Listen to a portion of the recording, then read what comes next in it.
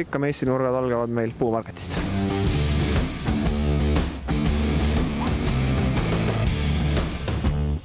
No Puumarketis on taganurgas üks sükene väike salariiul, mis võib-olla esmapilgul silma ei hakka, selle nimi on hobiplaadid.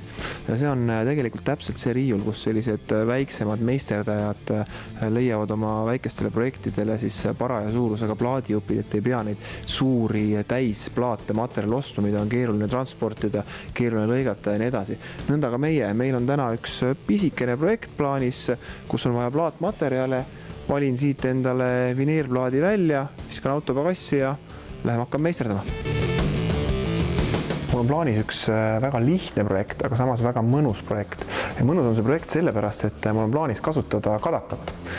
Ja mis teeb kadakaga projektid mõnusaks, loomulikult kadaka lõhn. Ma arvan, et kadaka puit ei ole ühelegi eestimaalasele võõras. Ühel või teisel kujul on erinevates kodudes kadakat kasutatud, olgu nad siis mingisugused lusikad, panilabidad või mingisugused põnevad projektid.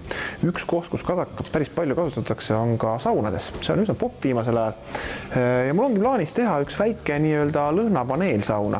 Ma teen ta küll siin saate raames võrdlemisi pisikese, aga neid võib loomulikult teha ju ka suurelt, et kes on käinud erinevates saunades, näiteks ka spaades, siis on teinekord on terve sein kadakast tehtud, teinekord on lagi tehtud kadakast. Nagu ma ütlesin, lihtne, selles ei ole midagi väga keerulist, aga teeme selle läbi, siit võib-olla nii mõnigi televaataja saab inspiratsiooni ja võib-olla ka mõne nipi, et kuidas siis selle kadakapaneeli tegemisele läheneda. Esimene asi, meil on vaja kadakat. Kadaka jupi ma õnneks endale laka pealt leidsin. Nüüd üks asi, mida mina soovitan teha, on, et kui kadaka seda paneeli teha, siis see kadakas võiks olla kooritud. Selle jaoks koorime nii palju ära, kui vähegi õnnestub. Ja loomulikult, kuna see kadakas on okslik ja selline natukene keeruline puit, siis võib-olla osa sellest koorimisest tuleb ikkagi teha ka siis, kui juba nii-öelda oleme seibid siit välja lõiganud.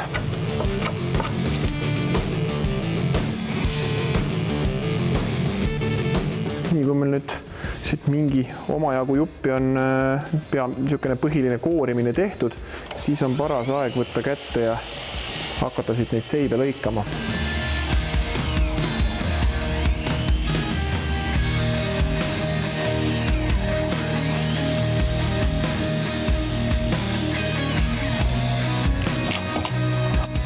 Nõnda. Nii need seibid tulevad. Nüüd osadel seibidel tuleb siis üle vaadata, et kus veel seda koort oli peale jäänud, siis see on maitse asi, et kui puhtaks sellest koorest see kadakatükike nüüd nühkida. Kui nüüd kadakaseibid on valmis, siis tuleks teha nii-öelda alusplaat, mille külge me neid kadakaseibe panema hakkame, sest otse seina külge neid liimida on üsna tülikas. Mõttekas on nad plaadi peale panna ja seejärel koos plaadiga seina kruvida. Ja selle jaoks on Puumarketist plaadiga võtsime.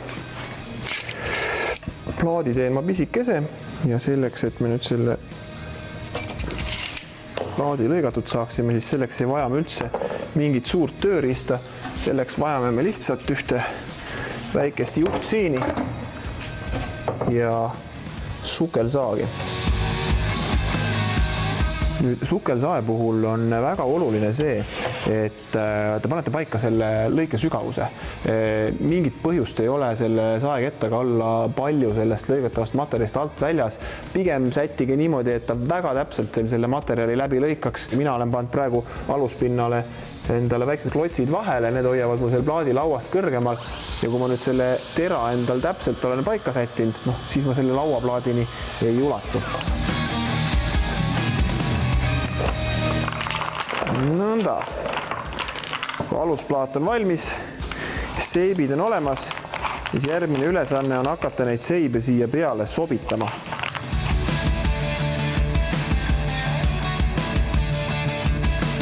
Liimimiseks ma soovitan kasutada põhimõtteliselt mis iganes liimimiste poeletilt leiate, mis lihtsalt natukene kuumust kannataks, et liim, silikoon, mis iganes, tegelikult kõik asjad liimivad.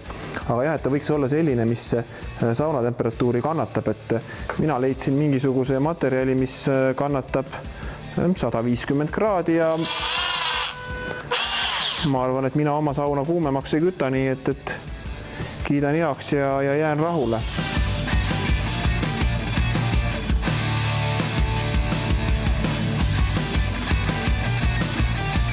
no nii, põhimõtteliselt minu väikene nii-öelda lõhnaplaadi katsetus on peaaegu valmis. Nüüd asjale saab läheneda mitut moodi. Minu praktika siin praegu näitaski seda, et tegelikult oleks hea, kui oleks neid pisemaid ja suuremaid rohkem valikus.